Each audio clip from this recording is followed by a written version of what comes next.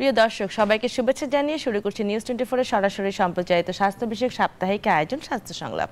পুরো অনুষ্ঠান জুড়ে আপনাদের সাথে আছেন ডাক্তার তানিয়া আলম। প্রিয় দর্শক, আজ আমরা কথা বলবো হেপাটাইটিস প্রতিরোধে সচেতন হন এই বিষয় নিয়ে। এই বিষয়ে কথা বলার জন্য আমাদের সাথে আজ উপস্থিত আছেন অধ্যাপক doctor Mohammad Ali, hepatobiliary and liver transplant pioneer, প্রতিষ্ঠাতা মহাসচিব ন্যাশনাল লিভার ফাউন্ডেশন বাংলাদেশ, দেশের প্রথম লিভার ট্রান্সপ্লান্ট সার্জন। প্রিয় দর্শক, অনুষ্ঠানটি সরাসরি সম্প্রচারিত হচ্ছে। আপনারা স্ক্রিনে দেখানো নাম্বারে ফোন দিয়ে প্রয়োজনীয় পরামর্শ দিতে পারবেন। আসসালামু আলাইকুম স্যার। ওয়ালাইকুম সালাম। স্যার কেমন আছেন? ভালো আছি স্যার। আমরা আসলে আপনাকে অনেক ধন্যবাদ, মানে এত ব্যস্ততার মধ্যে আপনি আমাদের সময় দিয়েছেন। আর মানে আপনি হচ্ছে মানে যে আমাদের জন্য পায়োনিয়ার, এটা একটা অনেক বড় ব্যাপার আমাদের জন্য। স্যার, আমাদের আজকের বিষয়টা আমরা হেপাটাইটিস প্রতিরোধে সচেতন হন এই বিষয়টা নিয়ে কথা বলবো, যেটা খুবই ইম্পর্টেন্ট একটা বিষয়। কিন্তু তার আগে একটা ওয়ার্ল্ড হেপাটাইটিস টেস্টিং উইক চলছে গত 18 নভেম্বর থেকে শুরু করে 24 নভেম্বর পর্যন্ত। এই বিষয়টা নিয়ে জানতে চাচ্ছি আপনার কাছে। ধন্যবাদ।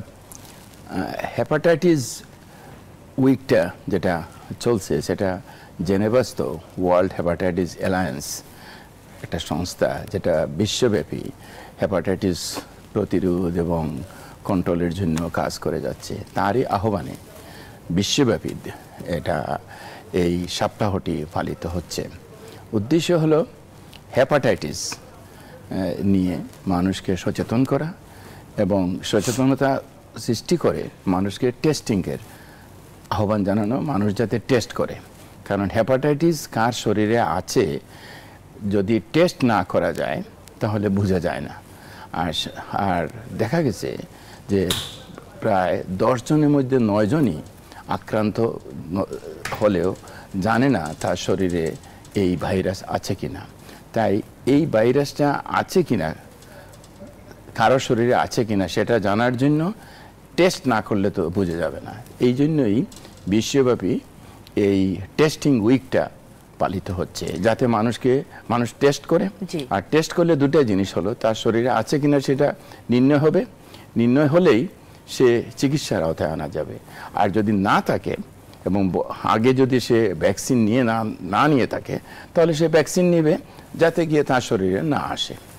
এতে গিয়েই মানুষের এই দুরারোগ্য যেটা হেপাটাইটিস, এটার থেকে মানুষ রক্ষা পাবে এবং চিকিৎসার আওতায় আনা সম্ভব হবে। এই যে স্যার আমরা ওয়ার্ল্ড হেপাটাইটিস টেস্টিং উইক এটা চলছে, তো বাংলাদেশে কিভাবে এই কার্যক্রমটা চালু হচ্ছে? আমরা national liver foundation of Bangladesh বিভিন্ন কার্যক্রম হাতে নিয়েছি সপ্তাহব্যাপী। এর মধ্যে প্রধান হলো সচেতনতা সৃষ্টি করা। সচেতনার জন্য বিভিন্ন ধরনের পোস্টারিং, লিফলেটস, বিভিন্ন পত্রপত্রিকায় প্রবন্ধ প্রকাশ, এটা করছি সচেতনতার জন্য। আর টেস্টিংয়ের জন্য একটা ফ্রি টেস্টিংয়ের অ্যারেঞ্জ করেছি আমাদের ফাউন্ডেশনে। প্রতিদিন টেস্ট করবে মানুষ, শত শত মানুষ টেস্ট করে যাচ্ছে। যদি কেউ এখন যেতে চায়, মানে কোথায় যাবে? ন্যাশনাল লিভার ফাউন্ডেশন ওখানে যে ফ্রি টেস্টিং, হ্যাঁ, ফ্রি টেস্টিং করতে পারবে। এবং অন্যান্য প্রতিষ্ঠানেও আমরা, যেমন একটা প্রতিষ্ঠান আছে বেগম রোকেয়া নারী ও শিশু কল্যাণ সংস্থা, ওইটার মধ্যে আন্ডার প্রিভিলেজ অথবা সুবিধা বঞ্চিত মহিলা এবং শিশুদেরকে আমরা টেস্ট করেছি। আর আরও আমরা আগামী 23 তারিখে আমরা ড্যাফোডিল ইউনিভার্সিটিতে একটা মাস অ্যাওয়ারনেস ক্যাম্পেইন এবং টেস্টিং পরিচালনা করব। মানে সপ্তাহব্যাপী আমরা বিভিন্ন কার্যক্রম চালিয়ে যাচ্ছি। ইদানিং আমরা টেস্ট করা হচ্ছে, এটা অনেক বড় একটা বিষয়। যদি জানা থাকে কারো এখানে এই ফাঁকে যে ফ্রি টেস্ট করে ফেললে কিন্তু তার রিপোর্টটা পেয়ে যাবে এবং তার ট্রিটমেন্ট করতে বা পরবর্তী স্টেপে যেতে সুবিধা হবে, যেটা বলবেন। স্যার, এখন আমাকে একটু বলবেন যে এই যে আমরা হেপাটাইটিস টেস্টিং উইক করছি, কিন্তু হেপাটাইটিসটা আসলে কি আর ভাইরাল হেপাটাইটিসটা কি, এই বিষয়ে একটু বলবেন। হেপাটাইটিস হলো লিভারের ইনফেকশন বা প্রদাহ। তো এটা সাধারণত অনেক কিছু কারণের মধ্যে হয়ে থাকে। ভাইরাস জনিত প্রদান হয়ে থাকে, ওষুধের জন্য হতে পারে, অন্যান্য ক্রিয়ার জন্য হতে পারে। আমরা সাধারণত ভাইরাসটাই নিয়ে বেশি কনসার্ন। তো ভাইরাসের মধ্যে আছে হেপাটাইটিস 5 ধরনের virus, A, B, C, D, E। এ এবং ইটা সাধারণত খাদ্য এবং পানীয় জল বাহিত, এবং এটা দেখা গেছে স্বল্প মেয়াদী, বেশিরভাগ ক্ষেত্রেই এটা আরোগ্য লাভ করা যায়। আর বি এবং সি এটা হলো গিয়ে মারাত্মক, যেটা দীর্ঘমেয়াদী হয়ে যায়, কোনো সময় অ্যাকুইট হয়, তাৎক্ষণিক হয় এবং দীর্ঘমেয়াদী হয়ে যায়। দীর্ঘমেয়াদী হওয়ার পরেই লিভার সিরোসিস এবং লিভার ক্যান্সার হয়ে থাকে। আর ডিটা সাধারণত বি ভাইরাসের সাথে সম্পৃক্ত থাকে। যে সময় বি ভাইরাসের সম্পৃক্ত থাকে, তখন বি ভাইরাসের সংক্রমণ ক্যাপাসিটি এবং কমপ্লিকেশন করার ক্যাপাসিটি বাড়িয়ে দেয়। তো আমরা বেশি কনসার্ন হলাম বি এবং সি নিয়ে, যেটা থেকে লিভার ক্রনিক হেপাটাইটিস করে, দীর্ঘমেয়াদী হেপাটাইটিস করে, লিভার সিরোসিস করে, এর লিভার ক্যান্সার করে। এবং বিশ্বব্যাপী দেখা গেছে লিভার ক্যান্সারের প্রায় ৮০% ক্ষেত্রেই এই হেপাটাইটিস বি এবং সির জন্য হয়ে থাকে। আচ্ছা স্যার, এই যে মানে লিভারে ইনফেকশন, এটাকে হেপাটাইটিস বলে, অনেকগুলো ভাইরাসের জন্য হচ্ছে। ভাইরাসগুলো আমাদের শরীরে কিভাবে ঢোকে? নর্মালি আমরা তো জানি বিভিন্ন ধরনের ভাইরাস ঢোকে, বাট লিভারের জন্য ভাইরাসগুলো কিভাবে ঢোকে? হেপাটাইটিস এ এবং ই যেটা, সেটা খাদ্য এবং পানীয় জলের মাধ্যমে ঢুকে, দূষিত খাদ্য এবং, আর বি এবং সিটা সাধারণত রক্তের উপাদান, অন্যান্য বডি ফ্লুইড, এটার মাধ্যমে একজনের শরীর থেকে আরেকজনের শরীরে ঢুকে থাকে। যেমন ব্লাড ট্রান্সফিউশন দেওয়া হলো, এটা ঠিকমতো টেস্ট করা হয় না, এটার মধ্যে বি অথবা সি ভাইরাস ছিল, হয়তো সঙ্গে সঙ্গে এসে যাবে। একই সুইয়ের বিভিন্ন ব্যবহার করা হচ্ছে, আগের একজনকে ইনজেকশন দেওয়া হয়েছে, একই সুই দিয়ে দেওয়া হচ্ছে। দূষিত যন্ত্রপাতির সার্জারি অথবা ডেন্টাল কেয়ার অথবা যে কোনো কিছুতে, যে কোনো প্রসিজিওরে, ইনভেসিভ প্রসিজিওর যেগুলো বলি, সেগুলোর মধ্যে যদি দূষিত যন্ত্রপাতির ব্যবহার হয়, তাহলে সরাসরি এসে যাবে। আরেকটা দিক হলো, যদি গর্ভবতী মা হেপাটাইটিস বি আক্রান্ত হয়ে থাকেন, তার সন্তানের এটা ট্রান্সমিট করার ক্যাপাসিটি অনেক বেশি। এবং বি ভাইরাস ট্রান্সমিশনের দেখা গেছে প্রধান কারণ হচ্ছে এই মায়ের থেকে তার নবজাতকের শরীরে এই ট্রান্সমিশনটা। লক্ষণগুলো কিভাবে দেখা যায়? সাধারণত যেটা বলা হচ্ছে, আমরা world testing hepatitis testing weeks, আপনি প্রথমে বললেন যে টেস্ট করা ছাড়া অনেকে জানতেই পারে না তার শরীরে আছে কিনা, যতক্ষণ না লক্ষণ আসে। তো এমনিতে লক্ষণগুলো কি ধরনের হতে পারে?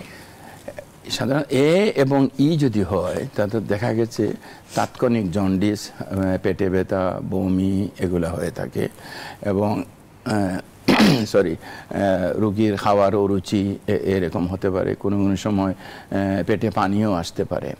আর বি এবং সি কোনো সময় বি এবং সি তাৎক্ষণিক হয়, অ্যাকুইট ইনফেকশন হয়, তবে সির বেলা অ্যাকুইট ইনফেকশন খুব কম হয়।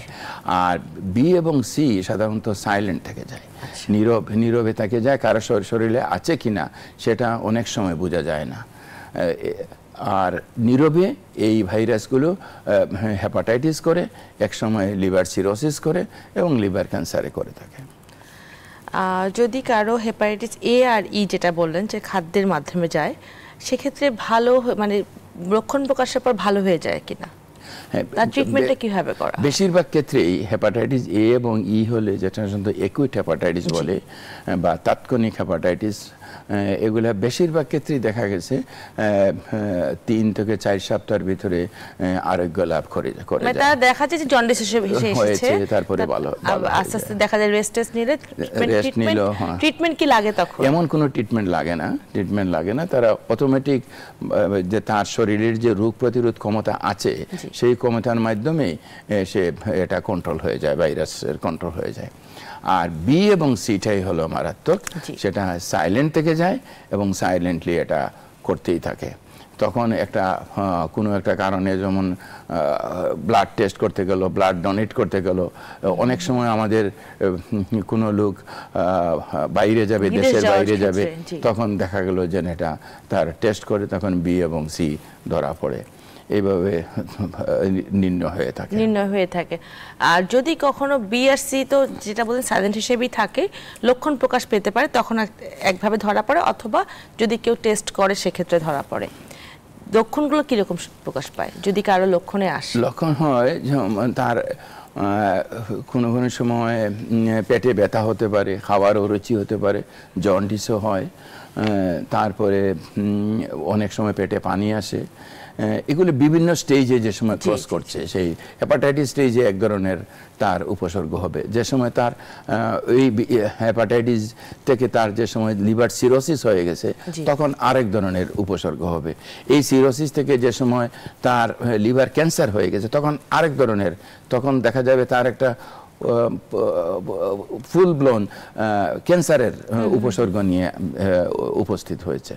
তাই এটা কোন স্টেজে ধরা পড়বে, সেই স্টেজ অনুযায়ী তার উপসর্গগুলো হবে। তো সেক্ষেত্রে যেটা প্রথমে বললেন স্যার, যে ওয়ার্ল্ড হেপাটাইটিস মানে এই যে টেস্টিং উইকটা কিন্তু সবাইকে অ্যাওয়ারনেসের জন্যই করা হচ্ছে।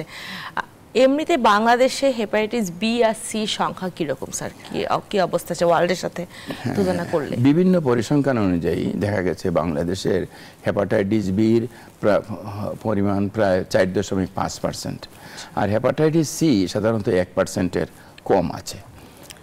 আচ্ছা, এখন এই যে হেপাটাইটিস বি আর সি কারো যদি ধরা পড়ে যায়, সেক্ষেত্রে তার মানে ভালো হয়ে ট্রিটমেন্ট করে ভালো হয়ে যায় কিনা? বির বেলায় আমি বলি চিকিৎসাটা আছে দীর্ঘমেয়াদী। দীর্ঘমেয়াদী অনেক সময় বি হলেই যে চিকিৎসা করতে হবে তা না। আচ্ছা, তার অনেকগুলো প্যারামিটার আছে, পরীক্ষা করে, যেমন ই স্ট্যাটাস, তারপরে ডিএনএ স্ট্যাটাস, তারপর লিভার ফাংশন স্ট্যাটাস টেস্ট করে তারপরে নির্ণয় করতে হবে যে তার আদৌ চিকিৎসা লাগবে কিনা। আমার অনেক রোগী আছে হেপাটাইটিস বি আক্রান্ত, তাদের কোনো চিকিৎসাই লাগে না, তারা রীতিমতো একটা ফলো আপে জীবনযাপন করে যাচ্ছে। একটা গ্রুপ হলো, এটা একটা বিশাল অংশ।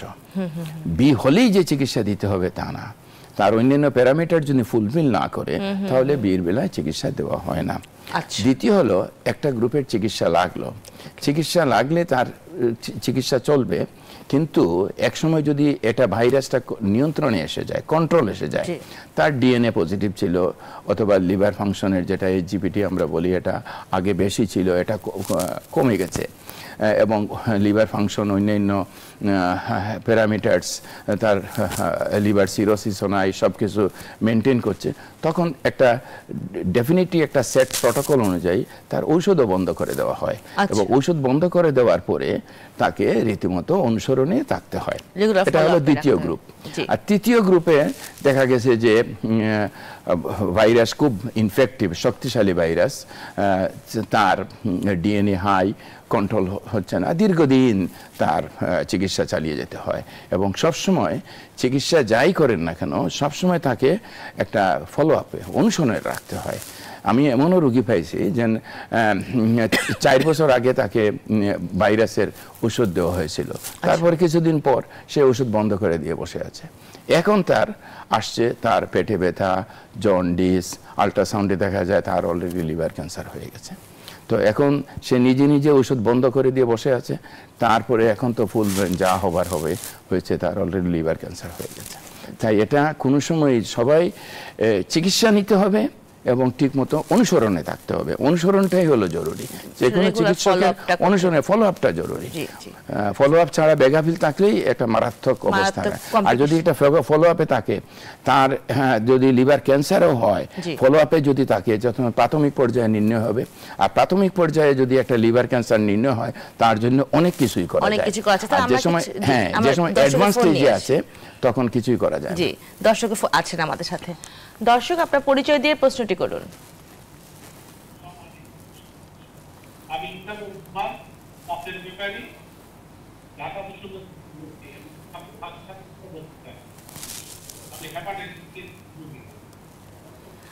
দর্শক, আপনার লাইনটা ভেঙে ভেঙে যাচ্ছে, একটু স্পষ্ট করে বলবেন প্লিজ। আমার নাম মিজানুর রহমান, পাবলিক সেক্রেটারি, ঢাকা বসুন্ধরা থেকে বলছি। জি, প্রশ্নটি বলুন। আমার হেপাটাইটিস আছে, হেপাটাইটিস বি। জি, এর সাথে একটু পরামর্শ। আপনার কবে থেকে হেপাটাইটিস বি আছে, ধরা পড়েছে? অনেক প্রায় 9 months। আচ্ছা স্যার, শুনতে পাচ্ছেন? হ্যাঁ, কোনো প্রশ্ন আছে কিনা? আপনার সমস্যাটা কি এখন? আমার সমস্যা এখন না, আমি পরামর্শ দেওয়া। আমি ইতালির একজন নাগরিক, ইতালিতে আমি আপনার ইন্টারফেরন দিচ্ছি 1 বছর, যার পরে আমার ওই ভাইরাসটা মারা গেছে। কিন্তু আমার এখন ওষুধ চালিয়ে দিতে হয়। এখন 10 বছর যাবত বিদেশে, তো এখন আমি জানি যে কি আপনি 10 উইকটা ওটা খাই, এভরিডে নাইট একটা করে খেতে হয় 10 উইক। না এখন কোনো সমস্যা, এখন আপনার সমস্যাটা কি? আমার ভাইরাসটা মারা গেছে, কিন্তু এখন কি কি আমার ক্যান্সার হওয়ার কিছু নতুন আছে? আচ্ছা, বুঝতে পেরেছি। বুঝতে ধন্যবাদ পেরেছি, দর্শক হ্যাঁ। আপনার প্রশ্নের জন্য। উনি ভাইরাস ওই যেটা কন্ট্রোলে চলে এসেছে মনে হয়। এখন এই কমপ্লিকেশন সম্পর্কে আমরা বলবো, এই বিষয়ে আপনার কাছে জানতে চাইবো তো স্যার। ঠিকই প্রশ্ন করেছেন। হ্যাঁ, এটা আপনি রীতিমতো ভাইরাস, যদি ভাইরাস মারা গেছে মানে ভাইরাস কন্ট্রোল হয়ে গেছে। যদি ভাইরাস কন্ট্রোল হয়ে যায় এটা কিন্তু পার্মানেন্ট না, এটা একটা স্টেজে এটা রিঅ্যাক্টিভেশন বলি, আবার সে flare up, yes flare up আবার হতে পারে। তাই আপনি রীতিমতো অনুসরণে থাকবেন। যে চিকিৎসক আপনাকে চিকিৎসা দিয়েছেন সেই চিকিৎসক যার মাধ্যমে আপনার ভাইরাসটা কন্ট্রোল হয়েছে সেই চিকিৎসকের পরামর্শে থাকবেন এবং অনুসরণে থাকবেন। রীতিমতো অনুসরণ ছাড়া এটা যে কোনো সময় একটা সমস্যা দিচ্ছে, সেভাবে ফলো আপে থাকতে হবে। স্যার আমরা আরো কিছু কথা বলবো এটা বিরতির পর এসে। আচ্ছা, থ্যাংক ইউ ম্যাম। ফিরছি ছোট্ট একটি বিরতির পর, স্বাস্থ্য সংলাপের সাথেই থাকুন। বিরতির পর আবারও স্বাগত জানাচ্ছি স্বাস্থ্য সংলাপে। আজ আমরা কথা বলছি হেপাটাইটিস প্রতিরোধে সচেতন হন এই বিষয় নিয়ে। আমাদের সাথে আছেন অধ্যাপক ডাক্তার মোহাম্মদ আলী। স্যার, বিরতিতে যাবার আগে কিন্তু আমরা হেপাটাইটিস বি সম্পর্কে আপনার কাছে জানলাম। আমাকে একটু বলবেন স্যার, অনেকে দেখা যায় যে একটা বাসায় কেউ একজন হেপাটাইটিস বি পজিটিভ, বাকিরা সবাই নেগেটিভ টেস্ট করার পরই। এখন তার কাছ থেকে কি ফ্যামিলি কারোর মাধ্যমে, মানে খাওয়া ভাতের প্লেটের মাধ্যমে বা একসাথে ঘুমানোর মাধ্যমে ছড়াবে কিনা? না, হেপাটাইটিস বি আগেই বলেছি রক্তের উপাদান অথবা রক্তের যে তরল পদার্থ বডি ফ্লুইডের মাধ্যমে ছড়ায়। এটা একই গ্লাসে যদি ব্যবহার করে এতে ছড়ায় না। সাধারণত রক্তের সাথে কোনো কন্টামিনেশন হলে সেটা হতে পারে মুখের লালা অথবা চোখের পানি, এগুলোর মাধ্যমে অনেক সময় ছড়ায়। তবে ফ্যামিলিতে সাধারণত কাপড় চোপড়, থালা, মানে বাসন অথবা গ্লাস, প্লেট, এগুলোর মাধ্যমে সাধারণত ছড়ায় না। দেখা যায় কাজ করতে গিয়ে যদি কারো ছুরি দিয়ে হাত কেটে যায় সেই ক্ষেত্রে ছড়ায়, যেটা বলছে যে ব্লাডের মাধ্যমে, যদি কারো ব্লিডিং শুরু হয়ে যায়, অন্য কারো ব্লিডিং হয়, হ্যাঁ, তো ওই যে আক্রান্ত ব্যক্তির যদি শরীর থেকে যদি ব্লাড লেগে যায় তখনই এটা ছড়াতে পারে। সেক্ষেত্রে এছাড়া অন্য হয় পানির গ্লাস, হাতের প্লেট, এসবের মাধ্যমে ছড়ায়, অথবা শেকহ্যান্ড করা অথবা এগুলোর মাধ্যমে ছড়ায় না। স্যার, আমরা হেপাটাইটিস বি সম্পর্কে জানলাম আপনার কাছে। হেপাটাইটিস সিও কিন্তু এখন শোনা যায়, যদিও বলেছেন অনেক কম এখনো বাংলাদেশে, তবুও শোনা যাচ্ছে। এখন এই হেপাটাইটিস সি কি ট্রিটমেন্ট আছে কিনা, বা ট্রিটমেন্ট করলে ভালো হয়ে যায় কিনা? হ্যাঁ, ধন্যবাদ। এটা হেপাটাইটিস সির আগে ট্রিটমেন্ট ছিল অনেক দীর্ঘমেয়াদী ইনজেকশন এবং অনেক ব্যয়বহুল। ইদানিং এই হেপাটাইটিস সির জন্য যুগান্তকারী মুখে খাওয়ার ওরাল ট্রিটমেন্ট আবিষ্কার হয়েছে এবং এর দেখা গেছে এটা খুব কার্যকরী। প্রায় 95% ক্ষেত্রেই এই হেপাটাইটিস সি কন্ট্রোল করা সম্ভব। মাত্র 3 মাসের ঔষধ, প্রতিদিন একটা করে ট্যাবলেট খেতে হয় এবং 3 মাসের ঔষধেই দেখা গেছে এটা কন্ট্রোল হয়ে যায়। এটা যুগান্তকারী ট্রিটমেন্ট পদ্ধতি এবং বিশ্বব্যাপী এই হেপাটাইটিস সির এই ট্রিটমেন্টটা পেয়ে মানুষ আরোগ্য লাভ করছে। আচ্ছা, তাহলে হেপাটাইটিস সি যদি এরকম করে ট্রিটমেন্ট করে ভালো হয়ে যায়, হেপাটাইটিস বির জন্য এরকম কোনো কিছু করা হচ্ছে না কেন? না, এক্স্যাক্টলি হেপাটাইটিস বির জন্য এইরকম কিউরেটিভ মানে কমপ্লিট আরোগ্য লাভকারী কোনো ওষুধ এখনো আবিষ্কার হয়নি। যে ওষুধগুলো আছে সেই ওষুধগুলো দিয়ে হেপাটাইটিস বিকে নিয়ন্ত্রণ করা হয়। নিয়ন্ত্রণ করে সে যেন একটা আক্রান্ত ব্যক্তি যেন স্বাভাবিক জীবনযাপন করতে পারে, সেভাবেই ব্যবস্থা করা হয়।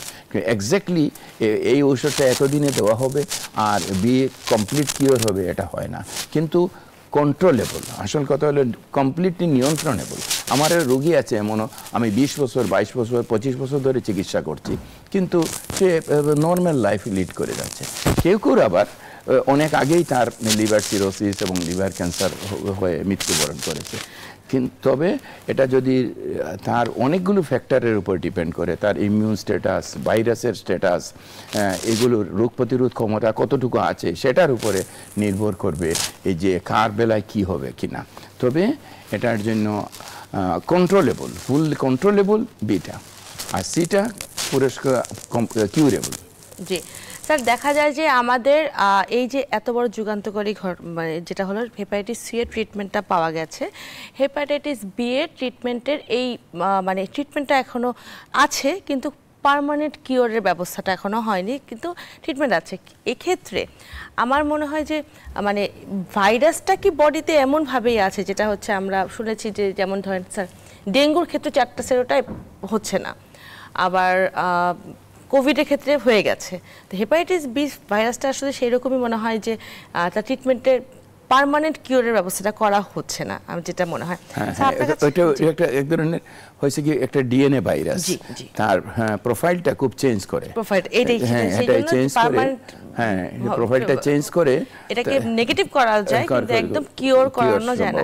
হেপাটাইটিস সি এর ক্ষেত্রে যদি কারো যেটা বলেন ট্রিটমেন্টের পরে কিওর হয়ে যাচ্ছে, তার কি আবার হওয়ার চান্স থাকে কিনা? হ্যাঁ, একজনের কিওর হয়ে গেল, হয়ে যাওয়ার পরেও সে রীতিমতো অনুসরণে থাকতে হবে।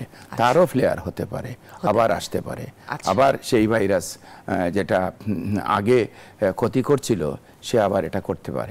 তাই এটার জন্য অনুসরণ, যেমন আমি আরোগ্য লাভ করেছি 3 মাস, আমার চিকিৎসা শেষ, আমি এখন সম্পূর্ণ ভালো না, এটা হবে না। আপনি অনুসরণে থাকতে হবে। অনুসরণে সিম্পল লিভারের টেস্ট করলেই বোঝা যাবে তার এটা আসছে আবার ফ্লেয়ার হলো কিনা, আবার আসলো কিনা। যদি আসলে সঙ্গে সঙ্গে ওই সময় তার কি স্ট্যাটাস নিয়ে আসে, সেই স্ট্যাটাস নিয়ে তার চিকিৎসা নির্ভর করবে। জি স্যার, এই যে ভ্যাকসিন আছে, আমরা জানি যে হেপাটাইটিস খুব কমনলি সবাই জানে যে হেপাটাইটিস বি হলে ভ্যাকসিন হেপাটাইটিস বি হলে না, এটা প্রিভেনশনের জন্য ভ্যাকসিন লাগে। তো হেপাটাইটিস সি এর জন্য কোনো ভ্যাকসিন আছে কিনা, আর হেপাটাইটিস বি এর ভ্যাকসিন থাকলে এটা কিভাবে দিতে হয় কি বলবেন? হেপাটাইটিস বি এর জন্য ভ্যাকসিন আছে, জি, এবং এটা কার্যকরী ভ্যাকসিন। সির কোনো ভ্যাকসিন এখন আবিষ্কার হয়নি।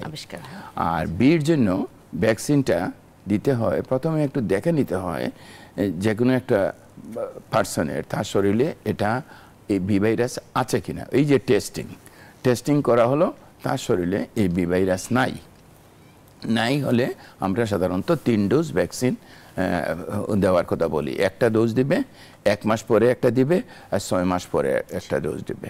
আর 6 মাস পরে তৃতীয় ডোজ দেওয়ার পরে মাসখানিক পরে তার এই যে ভ্যাকসিনটা দেওয়া হলো, তার জন্য সেটার জন্য অ্যান্টিবডি তৈরি হলো কিনা, প্রোটেকটিভ ইমিউনিটি যেটাকে বলি, এটা হলো কিনা, NTHVS, ওই টেস্টটা করে নিতে হয়। আচ্ছা, টেস্টটা করে নিতে বোঝা গেল যে সে যে ভ্যাকসিন দিয়েছিল সে সুরক্ষিত, প্রোটেক্টেড, তার অলরেডি অ্যান্টিবডি ডেভেলপ করে গেছে, তার শরীরে ভাইরাস, এই বি ভাইরাস পরবর্তীতে আসার সংক্রমণের চান্স নাই বললেই চলে। প্রায় 95% ক্ষেত্রেই বলা যেতে পারে এটা মানে গ্যারান্টিড যে এটা আসবে না।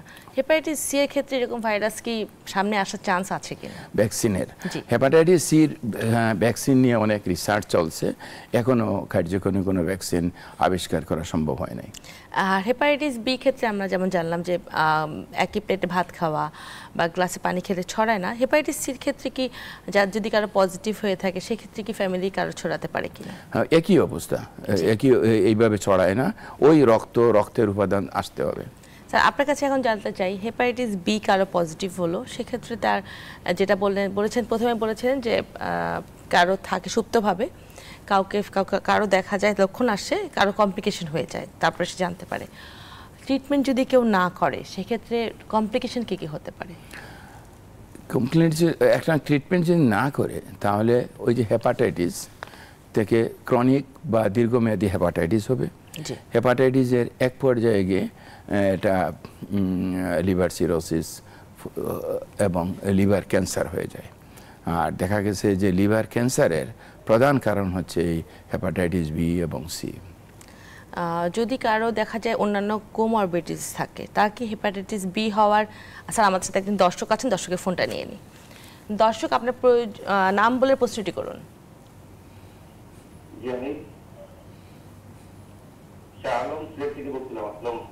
জি। আমি হেপাটাইটিস বি ভাইরাস 19 সালে পরীক্ষা করে একটা উপজেলা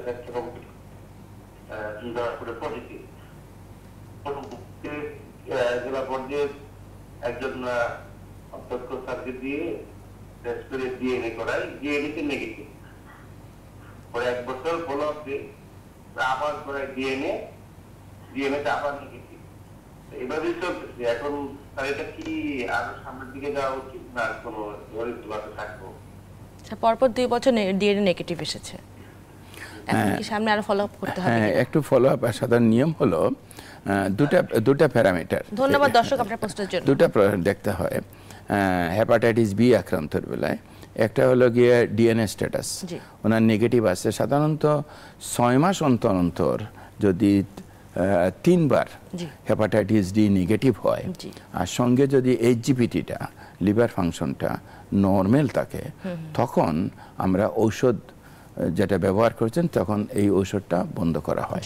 আর ঔষধ বন্ধ করার পরেও রীতিমতো একটা ফলো আপে থাকতে হয়।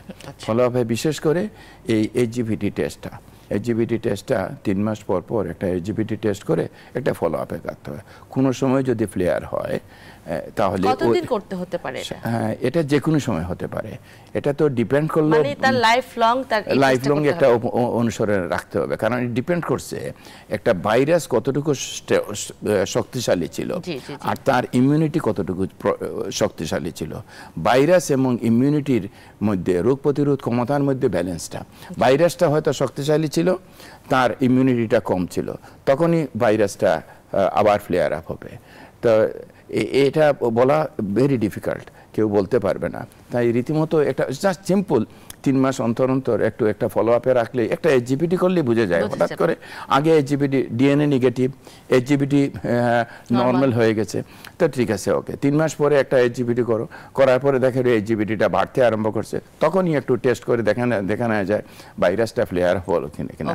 হ্যাঁ, শুধু যে এইচজিপিটি বাড়লেই ভাইরাস ফ্লেয়ার হবে তা না, অন্যান্য পরিসর্গ থাকে। ওনার জন্য ডায়াবেটিস থাকে, তাহলে ডায়াবেটিস যদি থাকে, ডায়াবেটিসের জন্য ফ্যাটি লিভার হতে পারে, তাহলে হয়তো বা ফ্যাটি লিভারের কারণেও ওনার এইচজিপিটি হাই হচ্ছে। স্যার, আমরা আরো কিছু কথা বলবো এটা বিরতির পর এসে। ফিরছি ছোট্ট একটি বিরতির পর, স্বাস্থ্য সংলাপের সাথেই থাকুন। বিরতির পর আবারও স্বাগত জানাচ্ছি স্বাস্থ্য সংলাপে। আজ আমরা কথা বলছি হেপাটাইটিস প্রতিরোধে সচেতন হন এই বিষয়ে নিয়ে। আমাদের সাথে আছেন অধ্যাপক ডাক্তার মোহাম্মদ আলী। স্যার, বিরতিতে যাবার আগে কিন্তু আমরা হেপাটাইটিস বি, সি এদের ভ্যাকসিন সম্পর্কে সবকিছু সম্পর্কে জানলাম। আপনি আমাদের বলেছেন যে কমপ্লিকেশন যদি চিকিৎসা না করে সেক্ষেত্রে হেপাটাইটিস ক্রনিক অনেক দিন ধরে হতে পারে, লিভার সিরোসিস হতে পারে এবং ক্যান্সার পর্যন্ত হয়ে যেতে পারে লিভারে। তো সেক্ষেত্রে ট্রিটমেন্ট আছে কিনা? আগে তো বলছি যে হেপাটাইটিস স্টেজে তো ট্রিটমেন্ট আছে, বিভিন্ন ঔষধ দিয়ে চিকিৎসা করা হয়। আর যে সময় লিভার সিরোসিস হয়ে যায় তখন ওই সিরোসিস স্টেজে তার বিভিন্ন ধরনের সাপোর্টিভ ট্রিটমেন্ট দিতে হয়। সিরোসিস হয়ে গেলে বিভিন্ন ধরনের উপসর্গ দেখা যায়, যে তার পেটে পানি আসে, জন্ডিস হয়, অ্যালবুমিনের পরিমাণ কমে যায়, রক্ত বমি হয়, কালো পায়খানা হয়, নানান রকমের উপসর্গ সৃষ্টি হয়। তো এটার জন্য আবার বিভিন্ন ধরনের সাপোর্টিভ ট্রিটমেন্টও আছে, অন্যান্য ধরনের সার্জারিও আছে, সার্জারি আছে, এগুলো করতে হয়। আর এই সিরোসিস স্টেজেরই একটা স্টেজে গিয়ে যে সময় দেখা গেল এইগুলো কন্ট্রোল হচ্ছে না, যে সাপোর্টিভ ট্রিটমেন্ট যেগুলো দেওয়া হলো, তখন লিভার ট্রান্সপ্লান্ট প্রতিস্থাপন করতে হয়। আর এরপরে আসলো লিভার ক্যান্সার যদি হয়, তাহলে সিরোসিস থেকে যেটার ক্যান্সার হয়ে গেছে, ক্যান্সারের জন্য বিভিন্ন ট্রিটমেন্ট আছে। যেমন ক্যান্সারের জন্য সাধারণত লিভার রিসেকশন বা লিভারের যে অংশ ক্যান্সার আক্রান্ত হয়েছে সেটার অংশটা কেটে ফেলতে হয়, রিসেকশন বলে। যেটাকে রিসেকশন করা যায় না সেটার জন্য বিভিন্ন ধরনের অ্যাবলেটিভ থেরাপি আছে, যেমন রেডিও ফ্রিকোয়েন্সি অ্যাবলেশন, টেস অথবা মাইক্রোওয়েভ, এগুলোর মাধ্যমে ওই ক্যান্সারটা যেটা কাটা সম্ভব হলো না, রিসেকশন সম্ভব হলো না, সেটাকে সেলগুলাকে ধ্বংস করা হয় বিভিন্ন অ্যাবলেটিভ থেরাপির সাহায্যে। এর একদম শেষ চিকিৎসা হিসাবে লিভার ট্রান্সপ্লান্টটা করা হয়। তবে সব ক্ষেত্রে ট্রান্সপ্লান্ট করা সম্ভব হয় না, অনেকগুলো ক্রাইটেরিয়া আছে। সেই ক্রাইটেরিয়া যদি ফুলফিল হয় তখন আমরা ট্রান্সপ্লান্টের কথা চিন্তা করি। স্যার আমরা জানি যে আপনি বাংলাদেশের প্রথম লিভার ট্রান্সপ্লান্ট সার্জন, আপনি পায়োনিয়ার হিসেবে আছেন। এটা আমাদের জন্য অনেক গর্বের বিষয় যে বাংলাদেশেই কিন্তু একসময় আপনি লিভার ট্রান্সপ্লান্ট করেছেন।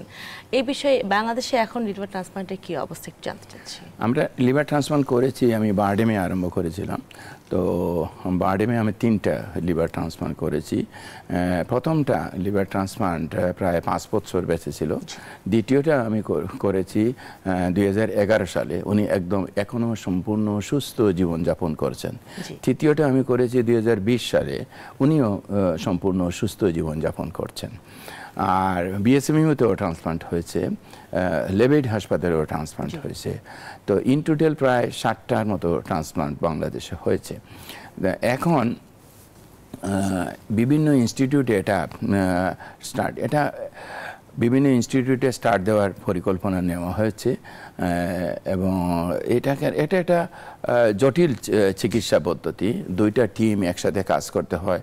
এক টিম লিভার, যেটা আক্রান্ত লিভার, সিরোটিক অথবা ক্যান্সার আক্রান্ত লিভারকে শরীর থেকে অপসারণ করে। আরেকটা টিম যে লিভার দাতা, তার শরীরের লিভারের অংশটা রিসেকশন বা কেটে নিয়ে এসে এইখানে গ্রহীতার শরীরে প্রতিস্থাপন করতে হয়। একটা 13, 14, 15 ঘন্টার মতো একটা সার্জারি চলে। 2 অপারেশন থিয়েটারে 2টা টিম কাজ করে একসাথে। এটা একটা অত্যন্ত জটিল, বিশ্বব্যাপী এটা একটা জটিল চিকিৎসা পদ্ধতি।